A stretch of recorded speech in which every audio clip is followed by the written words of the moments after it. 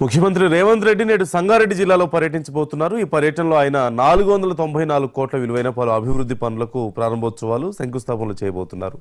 అంతేకాకుండా బసవేశ్వర విగ్రహాన్ని ఆవిష్కరించి కేంద్రీయ విద్యాలయాన్ని ఆయన ప్రారంభించబోతున్నారు.